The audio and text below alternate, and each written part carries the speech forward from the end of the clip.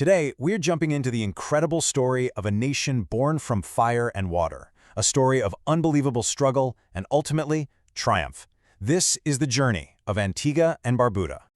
So think about that for a second. How do you build a nation from those elements? This is the big question at the very heart of our story today. We're going to explore how this twin island nation went from its fiery geological birth all the way to its vibrant, independent present. So let's get into it. All right, to really understand Antigua and Barbuda today, we have to rewind. And I mean, we're going way, way back, thousands of years before any European ships ever appeared on the horizon. You know, the land itself tells this amazing story of two completely different beginnings. You've got Antigua, a child of ancient fire, with all its rolling volcanic hills. And then you have its sister island, Barbuda, which is totally different. It's flat, low-lying, and was built up patiently, bit by bit, over millennia from coral. This kind of geological duel really set a unique stage for everything that was to come. And for a long, long time, this was a place of constant change, with waves of different cultures. First, you had the Siboney, who were absolute masters of their environment, expert foragers of the land and sea.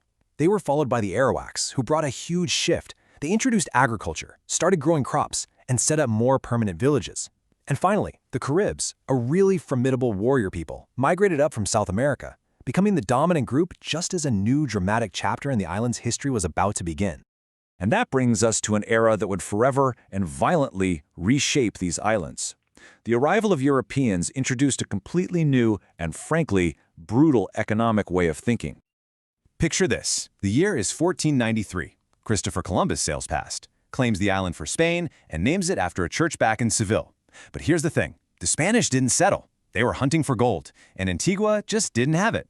So for more than 100 years, the islands were pretty much left in the hands of the Caribs. But in 1632, everything changes. English settlers arrive from nearby St. Kitts, they set up a permanent colony, and this marks the real, true beginning of colonial rule. It sets the stage for a radical transformation of the island's entire economy and society. So you have to ask, how did this new economy actually work? Well, it was a shockingly simple and brutal four-step process. First, just clear out the native forests. Get rid of everything. Second, replant the entire landscape with one single, very profitable crop, sugarcane. Third, and this is the absolutely horrific part, to work these massive fields, hundreds of thousands of Africans were captured, enslaved, and forcibly transported across the Atlantic. And fourth, all that sugar and rum was shipped to Europe, making a tiny group of white planters incredibly wealthy. And the result of that process? I mean, it was a complete and total remaking of the islands. You go from these lush, diverse ecosystems that sustained people to what was essentially a giant sugar factory.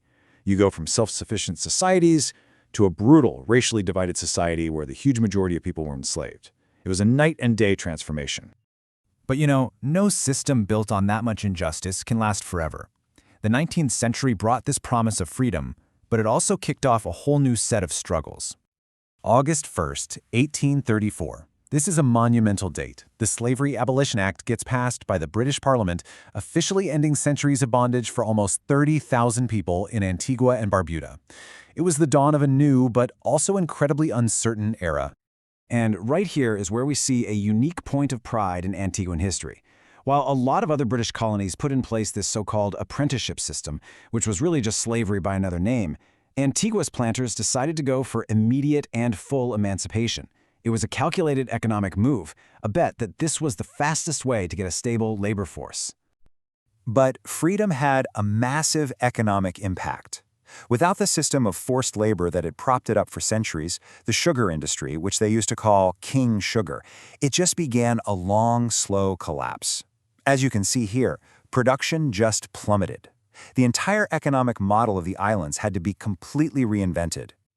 All this economic and social chaos created a huge leadership vacuum, and in the 20th century, one man would rise up to fill it, pretty much defining the nation's entire path to the modern era.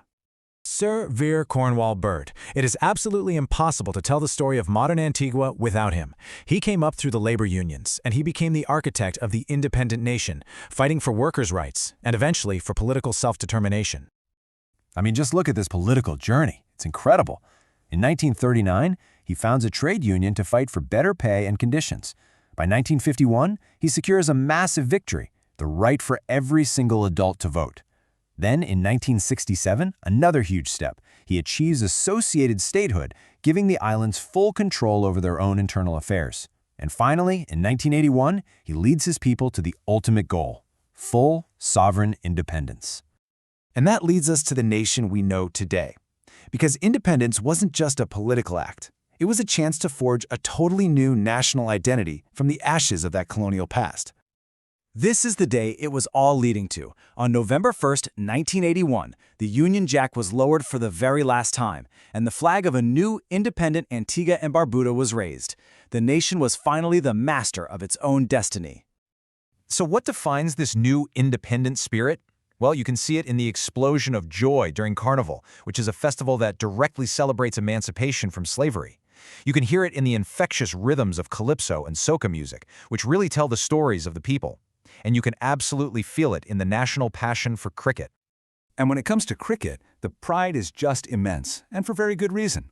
Antigua produced one of the most legendary figures in the history of the game, Sir Viv Richards.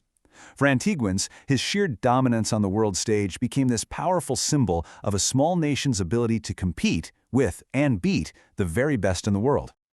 So we end right back where we began, with a question. From its volcanic formation to its first peoples, through the brutality of colonialism and that long fight for freedom, Antigua and Barbuda has proven its incredible resilience. The question now is, what will this vibrant nation forge in its next chapter?